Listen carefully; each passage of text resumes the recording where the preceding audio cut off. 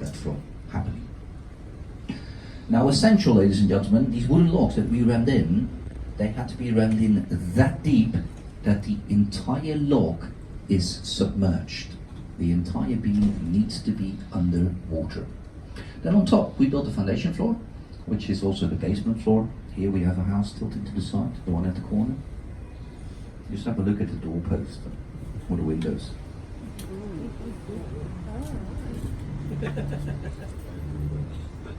Like the apprentice.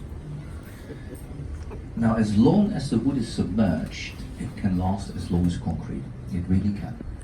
Unless we have a dry summer, then the water level drops. And if the water level would drop that severe, well, then the wood is getting out of the water and will start to rot.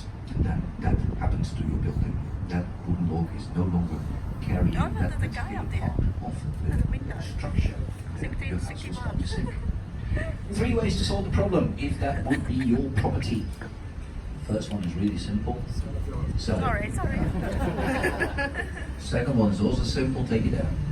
Just take everything down, put a new foundation in, concrete of course this time, and rebuild it.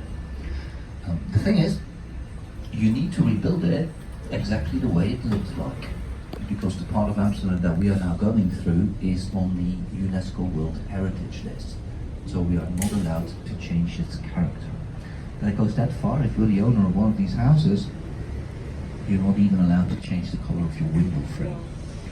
The good thing about it is, if you need renovations, you will be partly sponsored for it. However, if you want to build an entire new structure, it's still going to cost you a fortune.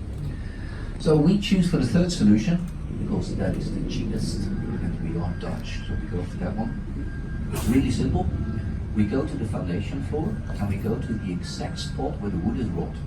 We take a part of the floor out, we place on top a hydraulic drilling machine, and this one is going to drill a hollow iron pipe of 1.5 meters in length, or 6 feet. We just drill it into the ground. Before it disappears, we screw a new pipe on top, drill that one in. New pipe on top, drill that one in. Same as an oil rig that drills for oil.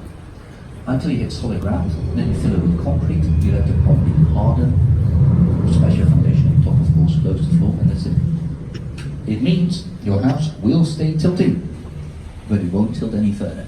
At least not there. You still have about 16 other wooden logs, but there you will be fine. Now once a house tilts, ladies and gentlemen, there's no way you can cancel it. It's basically the same story as the Leaning Tower in Pisa.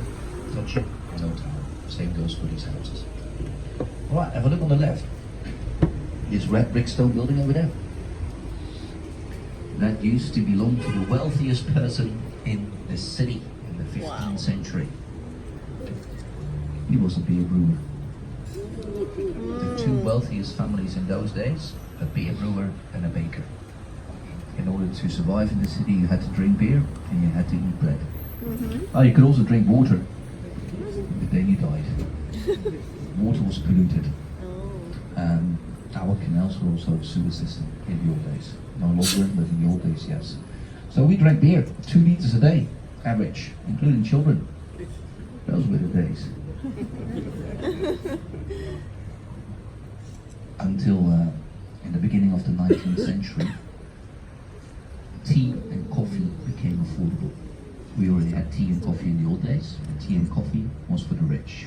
And once it became affordable, out of the 27 beer brewers that we used to have in Amsterdam, 26 went bust. One survived. It was called the Haystack. You know it under the name Heineken. Heineken was the sole survivor. The Dutch, by the way, ladies and gentlemen, are not known for brewing beer. The Germans are, the Belgians are, not the Dutch. Alright, this canal on which we are currently sailing is called the Gentleman's Canal. Forget about that, not interesting. But this is where the well-to-do people live. And they live along the Gentleman's Canal. And in order for them to show that they were well-to-do, there are 3 ways of expressing it. First one, that's the most important one, the width of the house. The wider the building was, the richer you were. We paid property tax on the width of the buildings, which we copied from the English, because in England, in London, people had to pay property tax on the amount of windows that they had on their facades. And in order to counter that, the British or the English started to build huge windows. We noticed that, so we decided we're going to do it on the width.